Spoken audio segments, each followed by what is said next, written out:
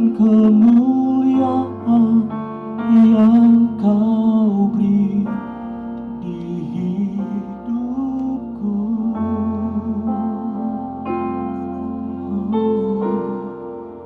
Sebab Tuhan Allah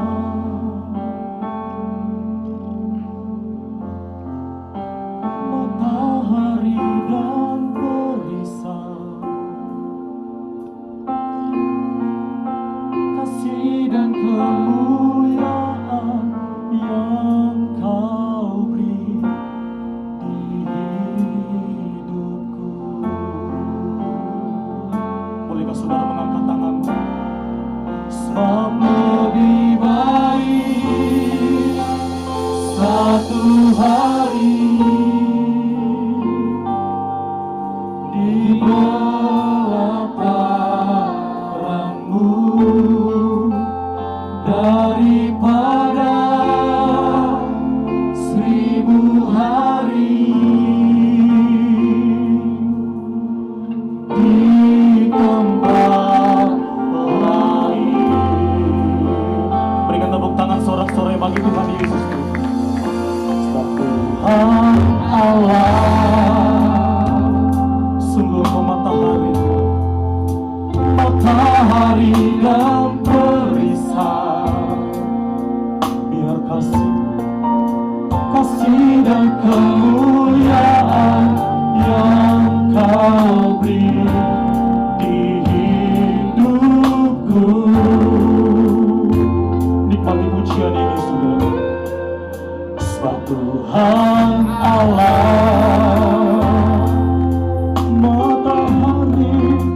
matahari dan perisai, amin, kasih dan kemuliaan yang kau beri di hidupku. Mari bersama-sama angkat tanganmu dengan kerinduanmu. Sebab lebih baik, yes Tuhan,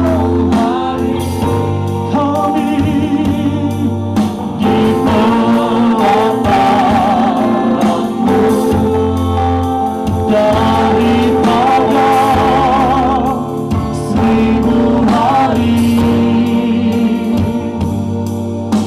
di tempat lain.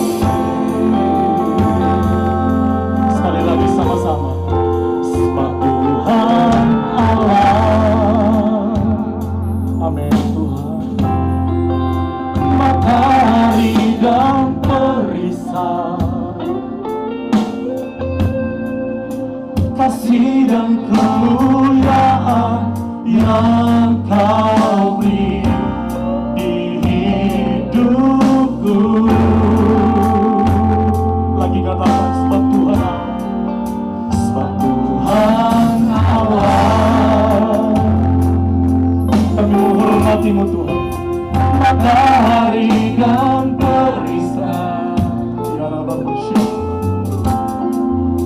kasih dan kemuliaan yang kau beri di hidupku. Mari bersama-sama. Sebab lebih baik, sebab lebih baik satu hari, amin, daripada 1000 hari di tempat lagi. Sebab lebih baik satu hari di pelataranmu daripada 1000 hari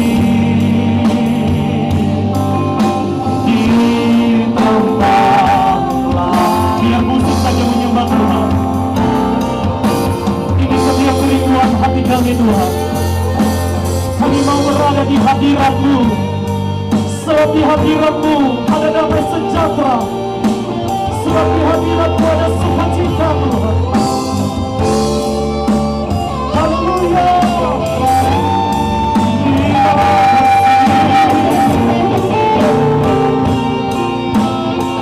Ini setiap hati kami. Engkau setia. Terima kasih Tuhan Yesus, terima kasih. Kami bersyukur Tuhan. Engkau matahari, Engkau perisai setiap kami. Mari bersama-sama angkat tanganmu. Satu hari, satu hari,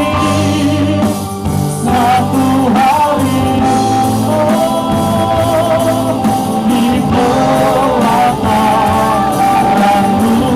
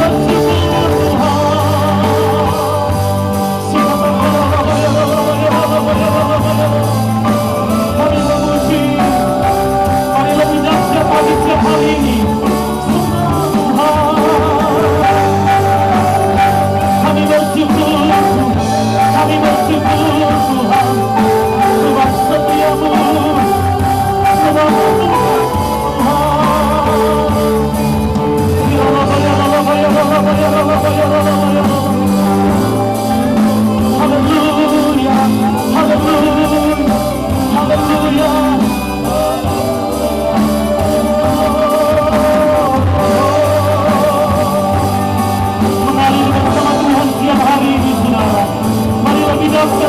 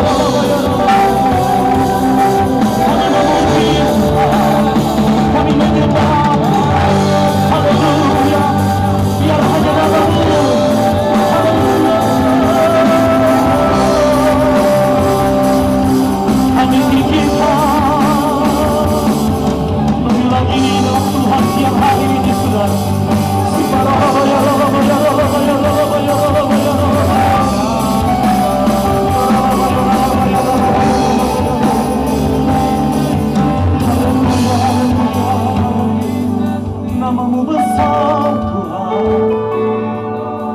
Kau perisai setiap kami. Haleluya, haleluya. Keperkasaanmu Tuhan melebihi dari apapun juga. Bersyukur, bersyukur. Terus bangun hubunganmu siang hari ini dengan Tuhan. Saudara engkau yang di rumah, dimanapun saudara berada siang hari, bawa korban yang terbaik, bawa sembahmu bagi Rajamu siang hari. Haleluya, haleluya. Dengarkan setiap kerinduan kami umat-Mu Tuhan. Lebih baik satu hari di pelataran-Mu. Kami bersyukur Tuhan. Kami orang-orang yang beruntung. Kami orang-orang kemurahan-Mu Tuhan. Kami di pelataran-Mu hari ini. Terima kasih.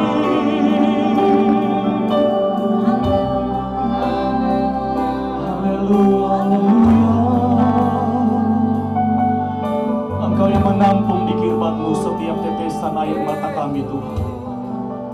Engkau yang mendengarkan setiap keluh kesah kami.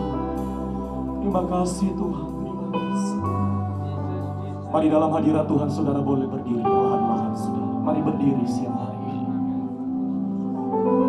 Bolehkah saudara mengangkat tanganmu melebihi kepalamu? Bentuk penghormatan kita kepada Raja kita. Dia Raja yang dahsyat saudara. Dia Allah yang menyertai kita. Dia Allah Immanuel. Mari berikan tepuk tangan sorak-sorak yang terbaik. Haleluya. Kaulah segala. Amin Tuhan.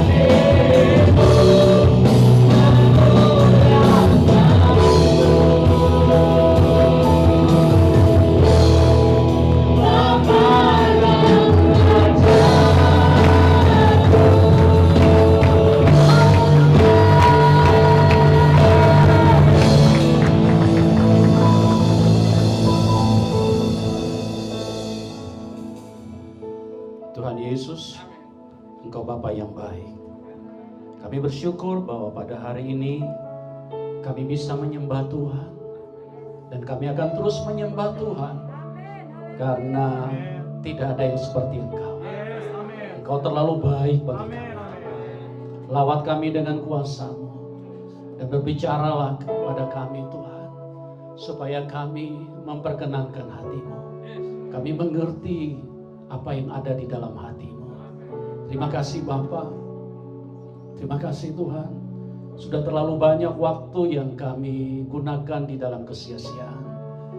Kami ingin di hari-hari yang begitu penting ini, kami boleh membuat Tuhan bersuka cita.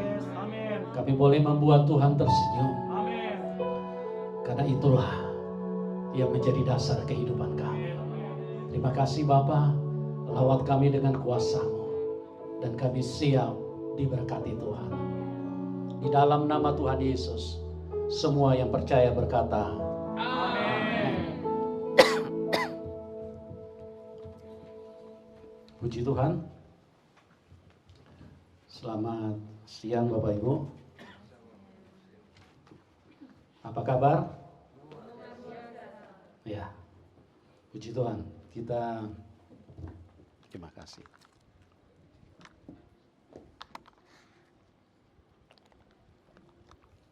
Kita bersyukur bahwa kita diberi kesempatan oleh Tuhan untuk bisa bersekutu dengan Dia. Karena tidak ada yang lebih penting selain daripada kita bisa bersekutu dengan Tuhan. Tuhan, saya percaya Tuhan begitu rindu kepada kita semua yang ada di tempat ini. Karena 2000 tahun yang lalu Tuhan turun ke dalam dunia bukan untuk main internet. Tuhan turun ke dalam dunia karena Tuhan ingin menyatakan betapa Dia rindu kepada saudara dan saya. Oleh sebab itu, biarlah kita mempunyai pengertian yang benar di hadapan Tuhan, sehingga hari-hari kita menjadi orang yang berkenan kepada Tuhan. Karena pengkhotbah berkata segala sesuatu di bawah kolong langit ini adalah kesia-siaan. Dulu waktu saya belum terlalu mengerti firman Tuhan, saya pikir kayaknya firman Tuhan ini tidak terlalu bagus. Ya, kok bisa di dalam dunia ini segala sesuatu kesia-siaan? Tapi setelah saya masuk lebih dalam diajarkan Tuhan tentang kebenaran, ini firman yang sangat sempurna. Dan kalau kita justru yang tidak paham ini, maka kita adalah orang yang berbahaya. Kita sedang berada di dalam sebuah kesia-siaan. Saya memperhatikan dari perjalanan hidup anak-anak manusia di bawah kolong langit. Memang sejak manusia jatuh di dalam dosa, manusia sudah menuju kepada kesia-siaan. Bahkan setiap apapun yang kita lakukan, semuanya adalah kesia-siaan. Karena apa? Karena semua hanya menghasilkan kematian. Tuhan menciptakan kehidupan, tapi manusia berakhir di dalam kematian. Nah, inilah yang dikatakan oleh firman Tuhan bahwa segala sesuatu di bawah kolong langit ini adalah sia-sia. Apapun yang Anda cari, semuanya sia-sia. Anda punya mobil mewah, punya rumah mewah, punya rekening gendut, semuanya sia-sia. Sebentar lagi juga akan ditinggal. Karena apa? Karena manusia sudah masuk di dalam kesia-siaan. Bahkan rumah mewah, mobil mewah, bahkan keluarga yang baik, keluarga yang Anda mungkin banggakan, satu waktu akan terpisah dengan kita. Dan itulah yang disebut dengan kesia-siaan. Nah, bagaimana supaya manusia punya hidup bisa menjadi tidak sia-sia? Itulah yang membuat Tuhan Yesus itu harus turun ke dalam dunia. Harus ada di antara kita. Untuk memulihkan. Untuk merubah kehidupan yang sia-sia itu. Untuk diperbaharui. Makanya dikatakan firman Tuhan. Bahwa siapa yang ada di dalam Kristus. Dia adalah ciptaan baru. Artinya semua yang kesia-siaan itu disingkirkan Tuhan di dalam hidup kita. Semua yang tidak berguna itu, semua kebodohan yang telah dijalani manusia selama ini, itu disingkirkan oleh Tuhan. dengan menghadirkan sebuah kehidupan yang baru, kehidupan yang sangat menyenangkan manusia, yang sangat dibutuhkan oleh manusia. Karena itulah hakikat daripada kedatangan Tuhan 2000 tahun yang lalu. Dan saya pikir kita seharusnya siang dan malam bersyukur untuk hal itu. Siang dan malam kita seharusnya ada di dalam pujian dan penyembahan. Ya, pujian dan penyembahan tidak berarti Anda harus nyanyi terus. Karena kalau Anda nyanyi terus, takutnya gigi kita bisa keseleo. Ya, artinya setiap apa yang Anda pikirkan itu harus menyenangkan hati Tuhan. Itulah sebuah penyembahan. Setiap apa yang Anda katakan itu harus menyenangkan hati Tuhan. Setiap apa yang Anda dengarkan, maka pastikan bahwa itu menyenangkan hati Tuhan. Dan itu adalah penyembahan. Itu adalah penyembahan. Dan puji Tuhan,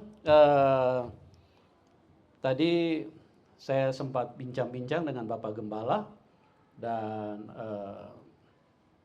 beliau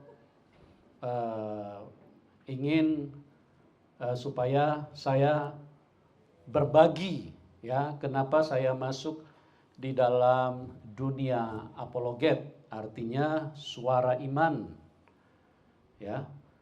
Dan memang saya sadar betul bahwa dunia berapologet menyampaikan suara iman, menyampaikan kebenaran yang sesungguhnya yang Tuhan telah karuniakan kepada kita, itu memang cukup berisiko, ya, karena ada pihak-pihak yang tentunya pasti tidak akan senang, ya, pasti akan sedikit, bukan hanya sedikit, bisa mereka bereaksi dengan keras terhadap suara kebenaran yang kita bagikan di dalam dunia apologet. Tetapi saya telah mengambil satu kesimpulan, khususnya saya pribadi, ya, bahwa hal ini sangat penting untuk dibagikan. Hal ini sangat penting untuk disuarakan, sekalipun terlepas daripada apa yang namanya mengandung resiko. Ya, saya berpikir Roh Kudus memberikan saya kekuatan. Kalau cuma berbicara resiko, artinya resiko membahayakan kehidupan jasmani kita. Saya pikir tanpa berapologet pun terlalu banyak resiko di dalam hidup kita. Kita duduk-duduk saja bisa bahaya kalau tanpa penyertaan Tuhan, tanpa perlindungan Tuhan. Ya, kita salah minum saja bisa-bisa juga manusia lewat. Jadi semuanya mengandung resiko. Tapi saya harus mengambil satu keputusan bahwa saya harus memilih untuk menyenangkan Bapa di surga, daripada saya lebih memikirkan risiko yang cuma mempersulit pikiran kita dan membuat pada akhirnya Injil kebenaran itu tidak didengar orang. Saya harus berani menembus itu, dan itulah yang saya bagikan lewat media sosial. Yang mungkin Bapak Ibu ada yang pernah melihat, itulah yang saya bagikan terus. Supaya apa? Karena saya ingat kepada pengorbanan Tuhan. Pengorbanan Tuhan yang begitu luar biasa. Dia dihancurkan dari batok kepala sampai ke kaki, semua hancur. Dan kehancuran itu satu penderitaan yang sangat luar biasa. Dan itulah yang membuat kenapa saya harus terus bersuara terhadap kebenaran Injil. Karena saya tahu bahwa apa yang Tuhan lakukan itu harus ada hasilnya. Kalau Bapak Ibu investasi sesuatu, maka pasti yang dipikirkan bahwa hasilnya harus ada. Ya, Anda sekolah sampai bertahun-tahun, pastikan merindukan ada hasil. Tidak mungkin hanya bersekolah, menghabiskan waktu bertahun-tahun, menghabiskan tenaga yang tidak sedikit, menghabiskan uang juga yang tidak sedikit. Tidak mungkin Anda tidak punya tujuan. Pasti Anda punya tujuan. Bahwa dari pendidikan yang sedang Anda tekuni, dari investasi hidupmu terhadap apa yang sedang dikerjakan, itu pasti punya tujuan. Begitu juga kalau Anda mau membeli rumah atau mau investasi terhadap sebuah pekerjaan, pasti menginginkan hasilnya. Ya, tidak mungkin Anda keluar uang 30 juta, terus kemudian ditanya apa yang Anda inginkan. Oh, tidak apa-apa, saya cuma bagi aja uang itu. Kan tidak mungkin. Pasti Anda punya tujuan. Apalagi kalau misalnya nilai investasi itu nilai yang mahal. Pasti punya tujuan yang ingin dicapai daripada apa yang sedang Anda keluarkan atau apa yang sedang Anda kerjakan. Nah, saya percaya di dalam hidup ini kalau kita mau beli satu benda yang mahal, kita pasti punya tujuan. Ya. Apalagi kalau misalnya kita mau sesuatu terus investasi yang kita keluarkan itu taruhan nyawa. Itu pasti sesuatu yang hasilnya itu pasti harus sempurna. Ya. Dan saya merenungkan juga bahwa tidak ada orang yang mau investasi dengan mengeluarkan nyawanya, mengorbankan nyawanya. Sehebat apapun hasil yang mau dicapai, tidak ada manusia yang mau relakan untuk nyawanya jadi sebagai alat pembayaran. Misalnya Anda mau beli rumah, katakanlah 100 M. Di Palu ini mungkin. Di Palu kalau 100 M mungkin sudah ukuran rumah yang sangat mewah, yang sangat spesial. Terus Anda keluarkan itu begitu mahal. Ya. Atau mungkin ada barang yang sangat luar biasa yang menjadi incaran daripada hidupmu. Siang dan malam Anda berpikir tentang barang itu. Mungkin Anda tidak bisa tidur karena di dalam ingatan, kapan barang itu bisa menjadi milik saya. Dan satu ketika, karena saking kepengennya hidupmu untuk memiliki barang itu, dan pada waktu Anda bertanya kepada orang yang mempunyai barang itu, berapa harga barang ini? Terus kemudian orang yang memiliki barang itu mengatakan, kamu boleh bawa ini barang. Tetapi kau harus bayar dengan nyawamu. Saya percaya mungkin pasti Anda mundur. Karena nyawamu lebih berharga daripada semua harta di dalam dunia ini. Amin Bapak Ibu? Kayaknya belum sarapan tadi pagi ini. Amin Bapak Ibu? Amin. Karena nyawamu lebih mahal daripada semua harta dunia. Ya. Mungkin sehebat sebagus apapun pasti Anda lebih menganggap bahwa nyawamu lebih mahal. Dan firman Tuhan tidak pernah salah. Firman Tuhan berkata, apa gunanya kamu beroleh seluruh dunia, tapi kamu kehilangan nyawamu. Firman Tuhan, amin. Jadi firman Tuhan itu tidak pernah salah. Berarti nyawa manusia lebih berharga, lebih mahal. Nah, saya memperhatikan kembali kepada Tuhan. Kenapa Tuhan sampai menganggap bahwa dia harus menyerahkan nyawanya? Dia datang ke dalam dunia, saya yakin betul bahwa Tuhan sudah tahu. Dia harus menyerahkan nyawanya. Makanya ada lagu yang berkata, bukan dengan barang fana kau menebus dosaku. Tuhan datang. Tuhan bertanya kepada pemilik daripada manusia-manusia yang terjual ke dalam tangan iblis.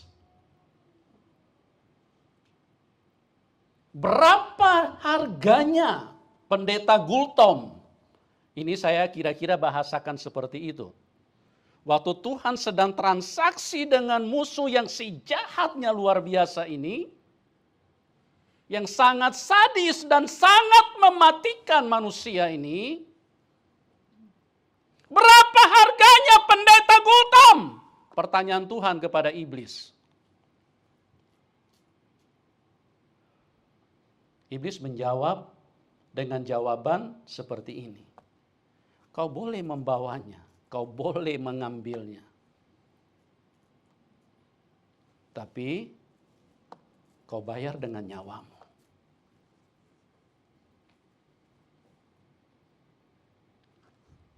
Iblis berkata, kau boleh bawa dia. Sebut saja siapa namamu. Kau boleh ambil dia dari tanganku. Kau boleh membawa dia kembali kepadamu.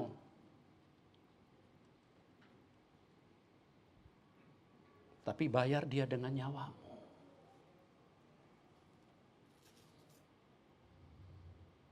Dan menarik sekali, Tuhan Yesus itu tidak seperti manusia. Dulu saya ingat beberapa puluh tahun lalu, ada satu orang kaya yang dia dirampok pada malam hari, dan ada penjahat yang datang dengan membawa senjata, dan kemudian dia ditodongkan pistol. Jadi penjahat waktu itu, serahkan semua hartamu. Atau disuruh memilih orang ini, harta atau nyawa. Jadi orang itu berkata, ambil saja semuanya. Jadi semua hartanya dirampas pada waktu itu. Pada waktu itu yang namanya perbankan belum terlalu familiar dengan masyarakat. Ya, sekitar kejadiannya sekitar 40-50 tahun lalu. Orang masih rata-rata menyimpan uang di rumah-rumah masing-masing. Ditanya, sayang harta apa nyawa? Dia bilang, silakan ambil saja semuanya. Tapi tolong saya jangan dibunuh. Dan dalam waktu malam itu semua hartanya habis dikuras. Menjadi milik daripada perampok. Nah, kita melihat bahwa Tuhan Yesus waktu dikatakan bahwa di dalam 1 Korintus, dikatakan 1 Korintus 6, bahwa engkau membeli dan membayar manusia dengan tunai. Membayar lunas. Ya. Nah, alat pembayaran yang dipakai oleh Tuhan itu adalah nyawanya. Nyawanya. Saya hanya mau bilang begini. Tolong sejenak kita renungkan betapa Satu jiwa itu sangat mahal di mata Tuhan. Engkau sangat berharga di mata Tuhan. Tuhan pernah memberikan penjelasan, apa gunanya kamu memiliki satu dunia? Apa gunanya kamu memperoleh satu dunia? Bukan hanya Kota Palu, bukan hanya Indonesia. Apa gunanya kamu memiliki satu dunia? Tapi kamu kehilangan nyawamu.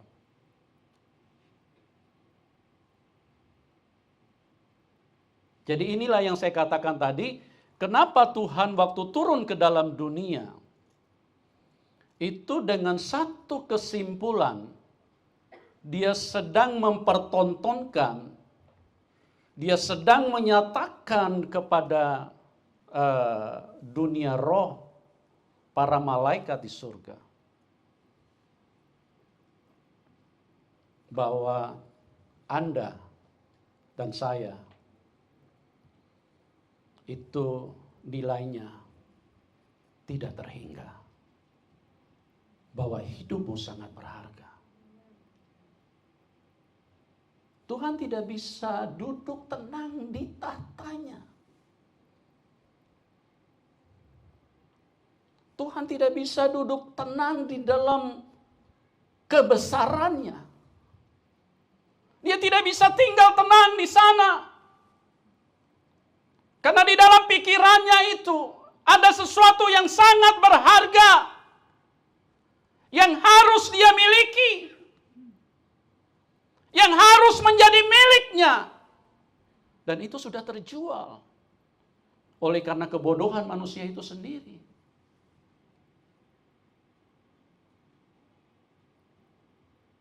Dan inilah yang menggelisahkan Tuhan. Sekalipun waktu Tuhan bertanya, berapa harga manusia? Tuhan tahu. Tuhan tahu waktu dia turun di dalam dunia. Maka dia akan dijadikan onde-onde di dalam dunia ini.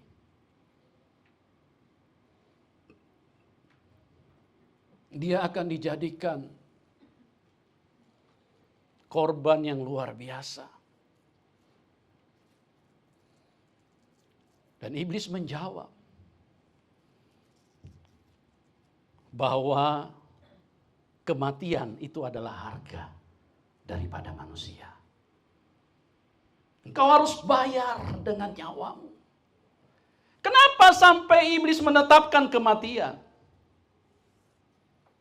Ya, karena ini juga menjawab kepada kita orang-orang Kristen, orang-orang yang menyembah Tuhan, supaya kita paham, kita mengerti bahwa iblis ini makhluk yang sangat kejam.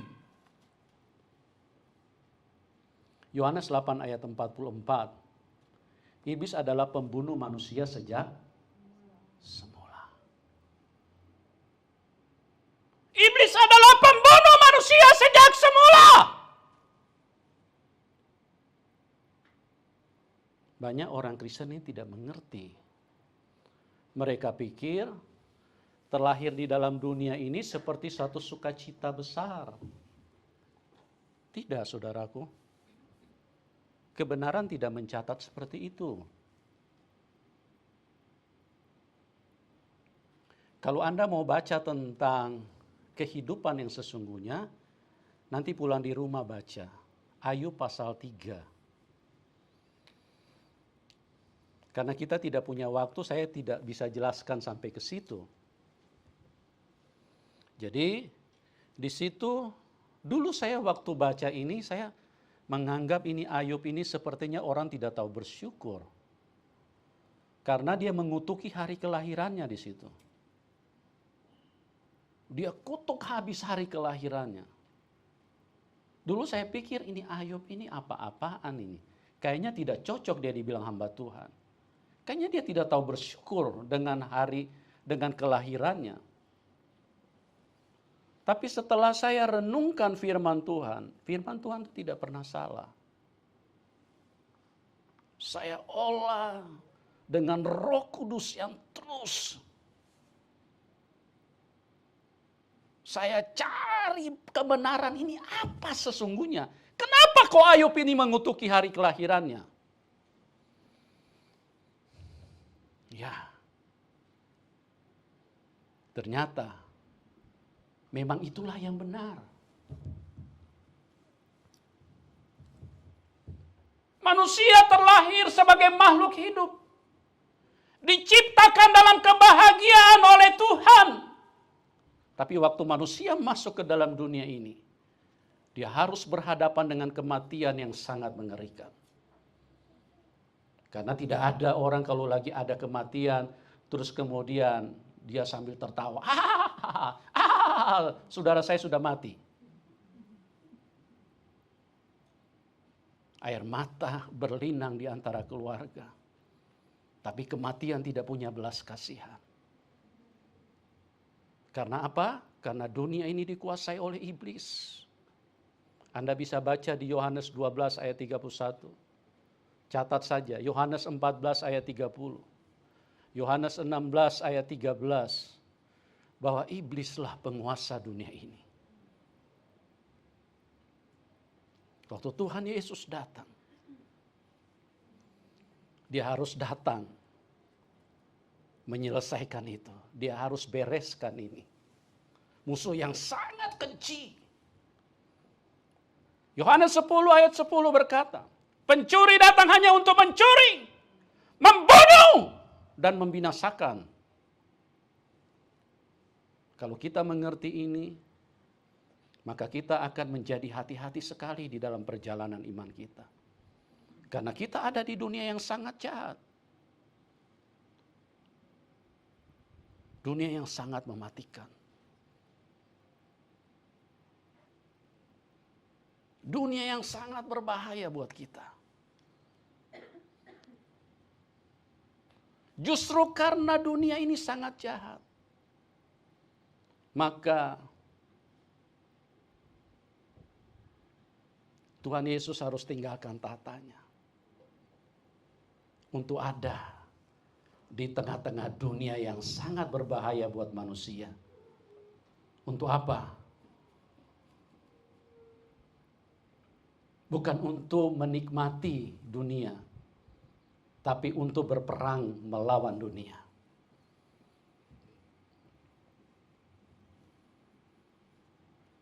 Untuk berperang melawan dunia. Kuasa dunia. Karena kalau manusia tidak ada yang mampu. Tidak ada yang mampu mengalahkan kuasa iblis. Saya mau beritahu kepada Anda. Adam dan Hawa itu ada di Taman Eden, teman. Ada di Taman Eden.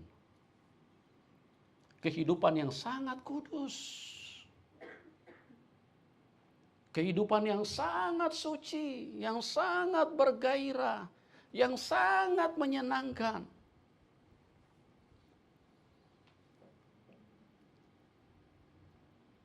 Tapi dengan sebegitu cepatnya iblis masuk di dalam hidup mereka dan membuat mereka tersesat dan mati. Dan itulah yang membuat terlalu banyak kuburan yang kita lihat di sekitar kita. Karena kecepatan iblis itu tidak main-main. Sorry, mungkin saya kalau bicara agak keras, tapi hanya satu yang ada di dalam hati saya mengasihi semua Anda. Saya sayang semua sama kalian.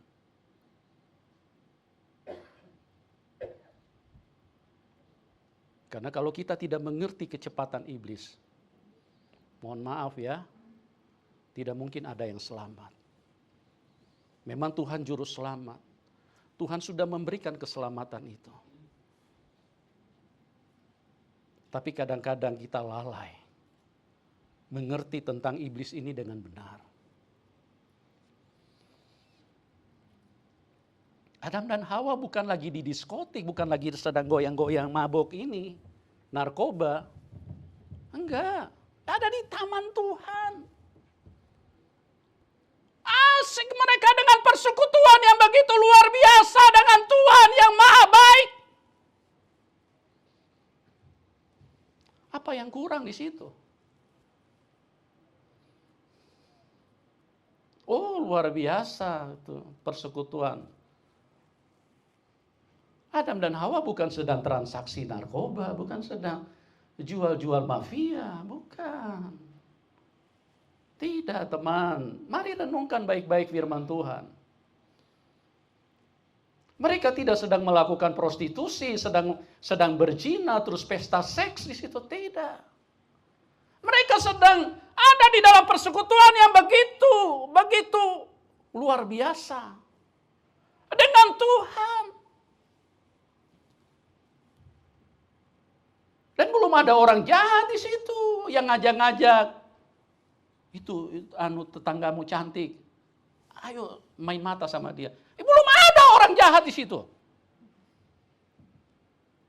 Bisa nangkap ini Bapak Ibu? Bisa nangkap? Tapi kemampuan iblis loh. Saya tidak sedang meninggikan iblis. Kalau saya meninggikan iblis, saya jadi hamba dia. Saya sedang menelanjangi iblis supaya kita tahu bahwa berurusan dengan makhluk ini tidak main-main. Tidak main-main.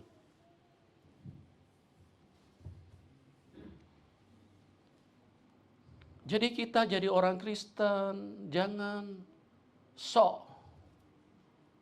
Ya. Saya tidak melarang Anda kalau nyanyi lagu kita injak iblis. Saya tidak larang. Ya. Memang itu firman Tuhan. Cuma masalahnya tanya dulu, bro, tanya dulu. Waktu Anda injak iblis itu ada Tuhan Yesus enggak di kakimu? Ini kan yang jadi masalah.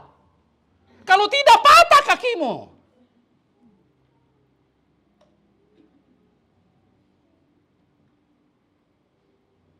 Karena apa? Karena iblis ini, saya tidak sedang memuji dia, saya sedang memberitahu bahwa Anda harus sampai kepada satu konsep di mana Tuhan Yesus berkata, aku dan Bapa satu.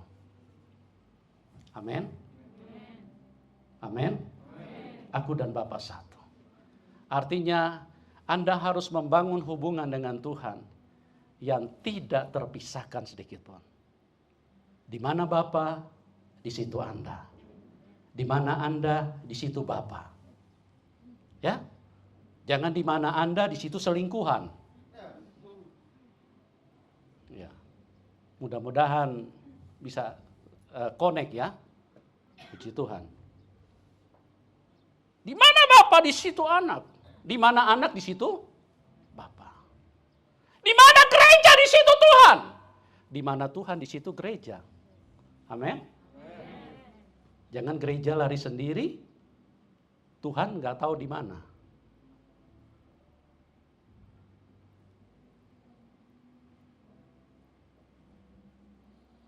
Jadi kembali lagi soal apologet. Saya melihat bahwa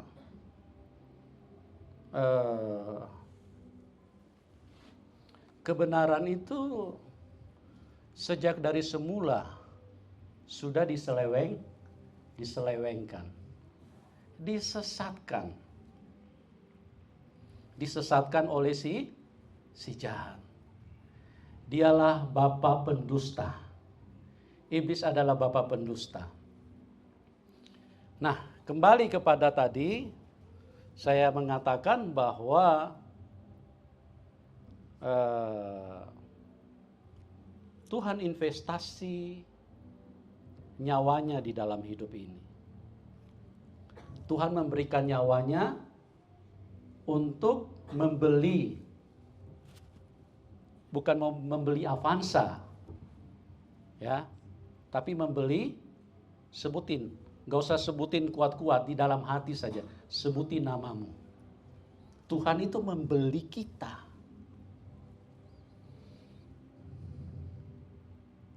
Nah sekarang yang jadi masalahnya, bahwa yang dibeli Tuhan ini harus dibawa pulang.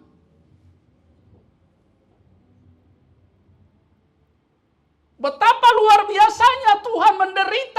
demikian, kalau dia sudah membayar dengan darahnya yang mahal, tapi barangnya tidak bisa dibawa pulang.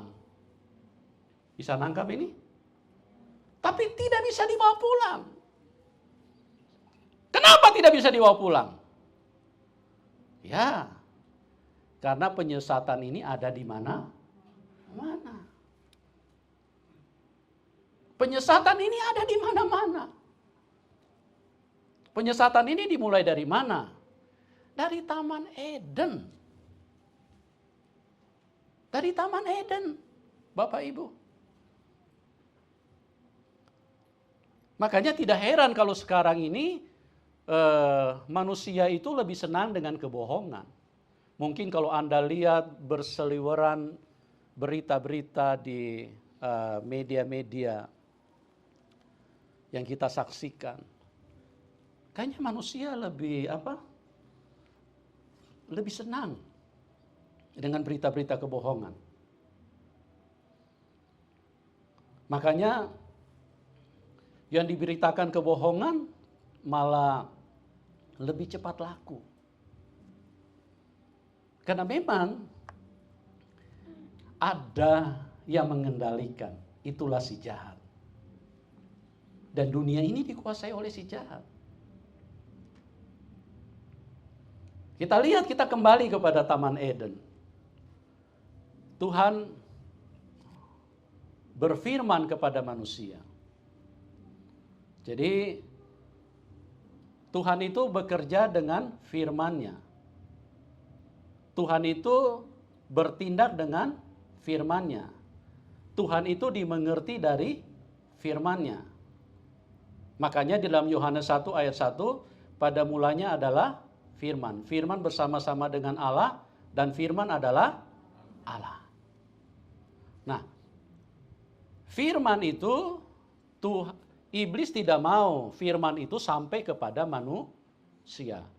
Kalau boleh sampai, tapi dengan catatan firman itu disesatkan, dibelokkan sama iblis. Nah, inilah yang membuat kenapa saya terpanggil untuk berbicara tentang apologet.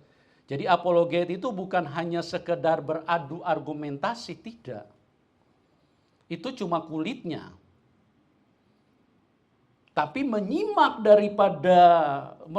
daripada kebenaran yang diselewengkan mulai dari Taman Eden, maka saya sebagai hamba Tuhan, saya tidak punya alasan sedikit pun untuk karena rasa takut, maka saya harus memilih yang aman di dalam hidup ini. Ingat, ada berapa ratus juta jiwa yang sedang menunggu kebenaran. Ada berapa ratus juta jiwa yang kalau mereka tidak ditolong oleh Tuhan, mereka sedang menuju kepada kebinasaan. Itulah yang menggelitik, itulah bukan hanya menggelitik. Boleh dikata memukul saya punya perasaan. Yang terus begitu kuat muncul di dalam rohku. Bahwa kebenaran ini tidak boleh didiamkan. Kebenaran itu harus disampaikan. Supaya orang bisa mengerti. Bahwa Tuhan sangat mencintai manusia. Dan ada satu pribadi yang sangat jahat. Dan tidak berbelas kasihan sedikit pun. Dan dia menginginkan supaya setiap orang mati. Yohanes 8 ayat 44, tolong siapa yang bisa bantu bacakan saya. Yohanes 8 ayat 44. Iblis adalah pembunuh manusia sejak semula. Siapa saja yang bisa bantu? Ya, iblis. Ya, silakan, siapa bisa bantu? Iblislah yang menjadi bapamu, dan kamu ingin melakukan keinginan bapamu. Ia adalah pembunuh manusia sejak semula. Siapa pembunuh manusia, Bapak Ibu? Iblis. Udah jahat sekali ini. Dia menghilangkan hak hidup manusia. Dia menghilangkan hak asasi manusia. Dia tidak senang kalau Anda duduk di mobil mewah. Dia tidak senang Anda punya rumah bagus. Dia tidak senang Anda punya pasangan cantik, tampan. Dia tidak senang. Pokoknya dia cari kesempatan bagaimana supaya dia bisa bunuh Anda.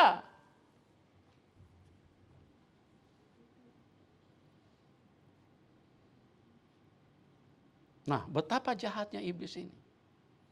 Jadi, iblis adalah pembunuh manusia sejak, bukan nanti sejak gempa bumi di Palu, bukan. Sejak semula. Dari Taman Eden itu manusia sudah jadi targetnya setan. Dan inilah berita kebohongan yang dibawa oleh setan untuk memutarbalikkan firman itu supaya manusia jangan percaya firman. Tuhan berkata, jangan makan buah itu. Jangan sentuh buah itu, jangan raba. Karena pada saat kamu memakannya, kamu akan apa Bapak Ibu? Hah? Ya. Pada saat kamu makan, kamu akan mati. Tapi iblis datang dengan kebohongan, rajanya pendusta. Disinilah manusia diberdayakan oleh kebohongan. Manusia datang, iblis datang. Iblis bilang, oh, tentu Allah tidak boleh kamu makan semua buah di taman ini. Dengan kelicikannya begitu busuk, begitu jahat. Makanya jangan anggap enteng kalau ada yang namanya kebohongan di dalam hidupmu. Ya, kalau ada sudah tahu ini bohong, singkirkan. Jangan lama-lama di situ. Anda tidak sadar sebetulnya Anda menjadikan iblis itu bapamu kalau Anda berbohong terus. Kalau sudah tahu itu bohong, singkirkan. Jangan terus dipelihara kebohongan. Iblis datang bilang, oh, karena Allah tahu. Kalau kamu makan nanti matamu terbuka, kamu jadi sama seperti siapa? Seperti Allah. Kebohongan yang paling pertama masuk, manusia mempercayai. Manusia berpikir, iya ya. Manusia lihat, wih ini buah ini. Bagus. Menarik hati. Si Hawa datang, ambil. Dia ambil. Habis dia makan, dia kasih lagi sama pasangan terkasih.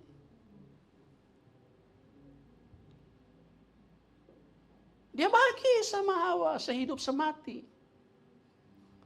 Dia kasih makan nih. Ini makan ini. Aku sudah makan nih.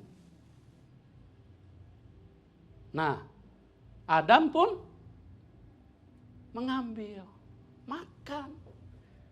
Jadi Adam tidak nurut Tuhan, tapi dia nurut sama Hawa, sama istrinya. Makanya perhatikan teman-teman ibu-ibu ya. Maaf ya, harus cinta Tuhan.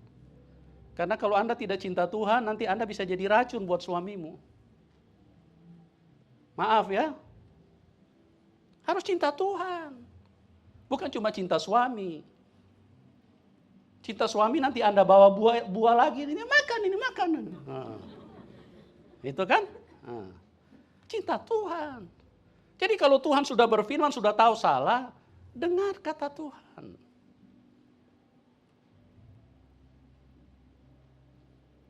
Diberi makan. Nah si Adam pun dimakan sama dia. Jadi begitulah Bapak Ibu yang saya kasih di dalam Tuhan, bahwa kebohongan ini terus menjalar seperti penyakit kanker di dalam hidup manusia. Jadi firman ini jadi targetnya iblis supaya apa? Supaya manusia jangan hidup sesuai dengan firman. Makanya itulah yang membuat saya tampil untuk berbicara tentang iman itu. Bukan untuk memperlihatkan argumentasi itu tidak penting.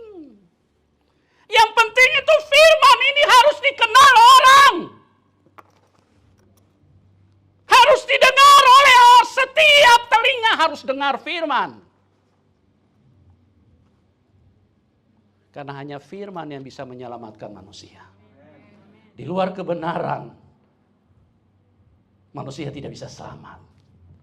Karena hanya kebenaran yang menuju jalan kepada kebenaran dan hidup.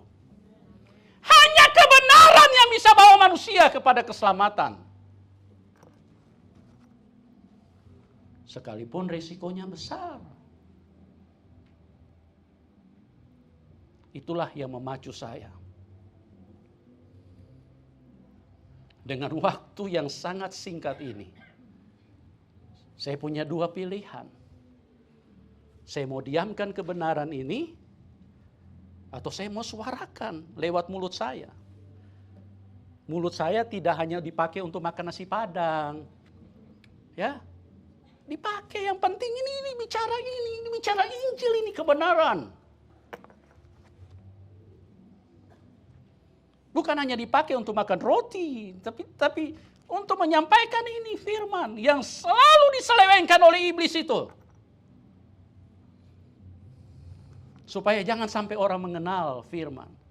Karena firman itulah yang menyelamatkan.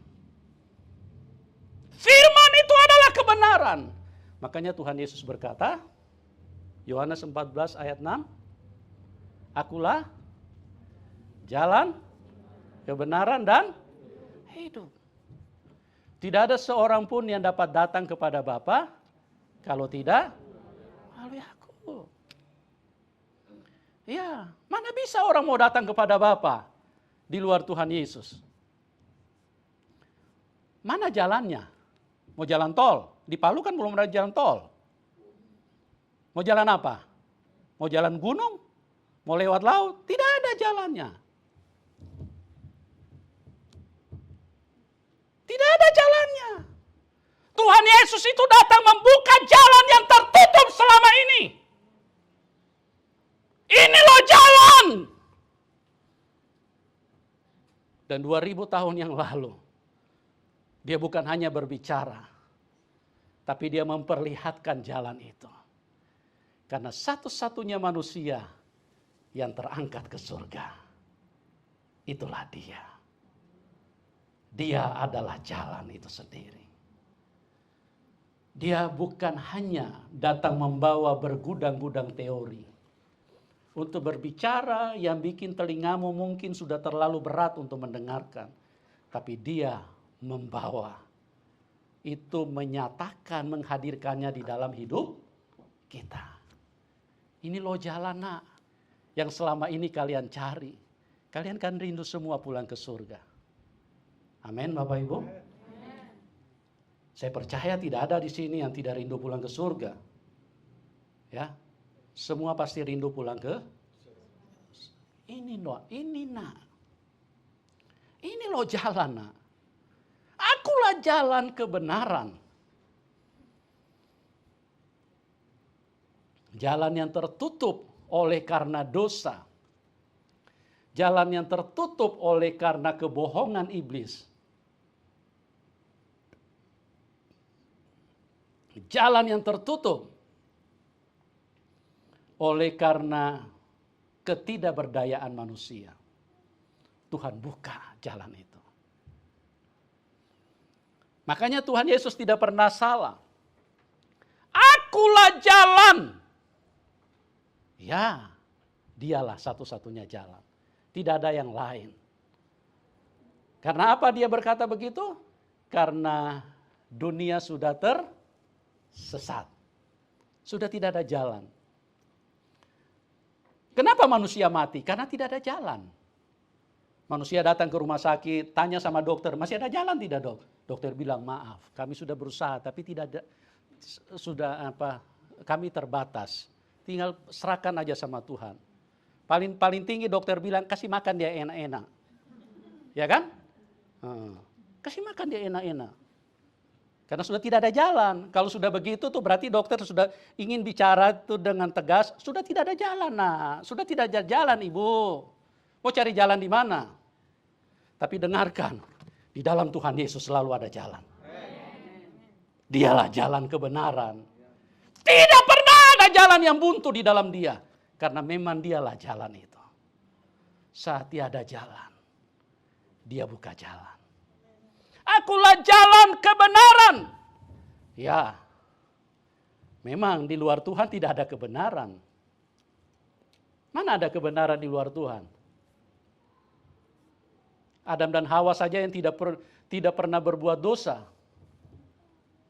sudah tercemari oleh dosa.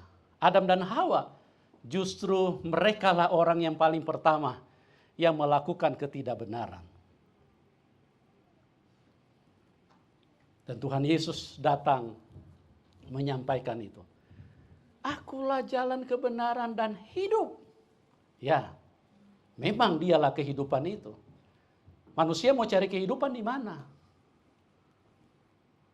Biar Anda bawa rekening gendut di rumah sakit, tidak ada. Dokter juga bilang tidak ada, di sini tidak ada kehidupan. Cuma ada obat, mau. Kalau mau vaksin, saya vaksin. Ya. Tapi kehidupan tidak ada di sini. Kehidupan itu punya Tuhan, ya memang hanya Tuhan yang punya kehidupan.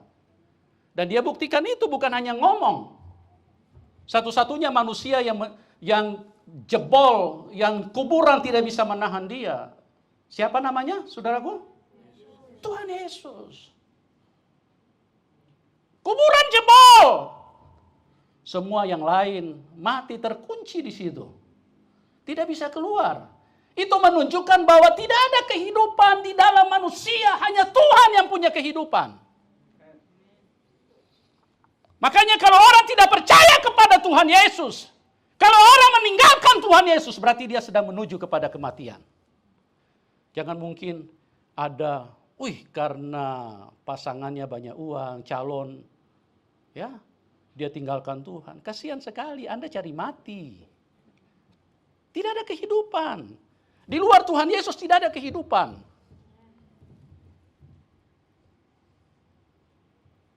Hanya Tuhan Yesus kehidupan. Dan kubur tidak mampu menahan dia. Tidak mampu menahan. Karena dia hidup. Makanya dia disebut Allah yang hidup. Dialah sang kehidupan itu. Kematian tidak bisa membelenggu dia. Nah, di dalam hidup ini manusia paling takut dengan namanya kematian. Itu adalah musuh yang paling ditakuti oleh manusia. Tapi Tuhan Yesus datang. Bukan hanya memberikan jalan. Bukan hanya memberikan kebenaran. Tapi juga dia memberi kehidupan. Betapa luar biasanya. Dia sangat mengasihi hidupmu. Siang dan malam. Yang ada di dalam kehidupan Tuhan. Hanya merindukan Anda. Di dalam Yohanes 14 ayat 2 dia berkata, jangan gelisah hatimu. Di rumah Bapakku banyak tempat tinggal. Ya, di rumah Bapakku banyak tempat tinggal. Di sini kita mau cari tempat tinggal. Kadang-kadang ngontrak. Kadang-kadang kos. Tahu kos? Ya, kos. Tahu? Ya, bayar dulu baru bisa tinggal. Itu namanya kos. Tuhan bilang di rumah Bapakku banyak tempat tinggal. Di sini mau kos saja mungkin hutang dulu deh. Dunia ini terlalu jahat. Makanya pada kesempatan ini saya tidak punya khotbah yang membuat Anda mengerti, oh teologi begini, teologi. Tidak, saya sedang bicara kebenaran kepada kita semua. Bahwa dunia ini sangat jahat. Dan itulah yang membuat kenapa saya, seperti yang Bapak Gembala tadi bilang, begitu teguh menyuarakan Injil itu. Menyuarakan iman. Supaya apa? Supaya kita tidak seharusnya mati. Karena Tuhan investasi sangat mahal Bapak Ibu. Dengan darahnya. Dengan darahnya. Kalau kita tidak bersuara tentang iman. Kita tidak bersuara tentang kebenaran. Siapa yang akan bersuara? Kalau hamba Tuhan tidak bersuara.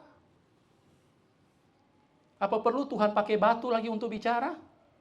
Apa perlu Tuhan pakai keledai lagi untuk bicara? Mana lebih terhormat dengan Anda buka suara, mulutmu dipakai untuk memberitakan iman, memberitakan kebenaran, memberitakan Injil. Daripada mulutmu cuma maaf diisi dengan 32 gigi, dan Anda hanya pakai cuma makan, Anda tidak pernah bersuara kebenaran. Satu kali kelak, semua kita akan berdiri di hadapan Tuhan. Dan siap untuk mempertanggungjawabkan.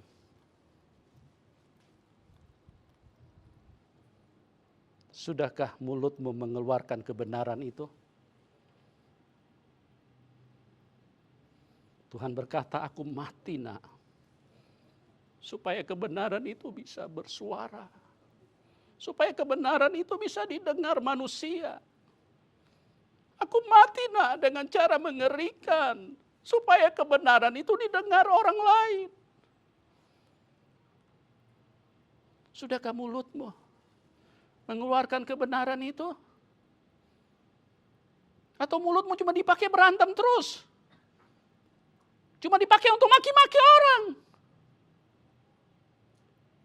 Sudahkah hidupmu menjadi alat? Pada mulanya adalah firman, firman bersama dengan Allah, dan firman itu adalah Allah. Dan lewat manakah firman itu akan disuarakan? Kalau bukan lewat mulut saudara dan saya. Lewat mana? Kalau kita tidak bersuara kebenaran, maka jangan salahkan bahwa suara kebohongan akan begitu kuat hadir di dalam telinga orang Kristen. Akan begitu banyak suara kebohongan akan masuk di dalam telinga manusia yang akan membawa manusia kepada kebinasaan.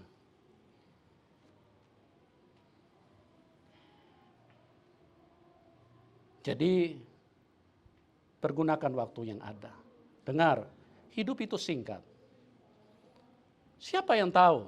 Who knows? Kita punya tinggal beberapa hari. Masih berharap sih panjang. Kalau berdoa bolehlah. Berdoa aku ingin hidup 1000 tahun lagi. Ya itu kan cuma doa. Cuman keinginan, harapan. Tapi ingat. Firman Tuhan berkata hidup ini singkat. Amin Bapak Ibu. Jangan sampai terlambat. Pada saat kita pulang. Tuhan tidak cari dompetmu sudah berapa senti tebalnya. Tuhan tidak cari itu. Ya, ibu-ibu, Tuhan tidak cari make upmu kalau kau pulang ke surga. Kalau menghadap Tuhan ya, bukan pulang ke surga. Menghadap Tuhan, Tuhan tidak cari make upmu. Tapi Tuhan tanya nanti berapa jiwa sudah kau bawa kepadaku. Jangan sampai terlambat. Saya bersyukur. Saya ketemu dengan hamba Tuhan yang saya lihat beliau sangat mengasihi Tuhan. Beliau sangat rindu supaya semakin banyak jiwa dimenangkan buat Tuhan. Ya, ayo berpacu. Itu bukan hanya tanggung jawab Bapak Gembala. Kalau Anda bawa jiwa, nanti yang senang juga bukan Bapak Gembala, Anda sendiri yang senang. Anda sendiri yang bersuka cita. Karena betapa bahagianya Tuhan melihat bahwa investasi yang dia keluarkan dengan nyawanya, penderitaan, dia ditelanjangi, saudaraku. Untuk apa? Supaya ada yang berharga itu pulang ke rumah Bapa di surga. Tuhan Yesus mengasihi kita semua, jangan sampai terlambat. Selama masih ada hari, selama Tuhan masih beri kesempatan, cari jiwa sebanyak mungkin. Saya percaya kalau Anda cari jiwa sebanyak mungkin, maka Kota Palu sebentar lagi akan dimenangkan buat Tuhan. Lewat apa yang kami suarakan di dalam media sosial, ada ribuan orang yang bertobat. Orang yang tidak pernah kenal Tuhan Yesus, bahkan orang yang membenci Tuhan Yesus, mereka bertobat. Berseru memanggil Tuhan. Kenapa? Karena Injil disuarakan. Disampaikan kebenaran itu. Dan itu adalah tugas dan tanggung jawab kita semua. Tuhan Yesus memberkati kita semua dan salam kemenangan. Amin. Silakan Pak.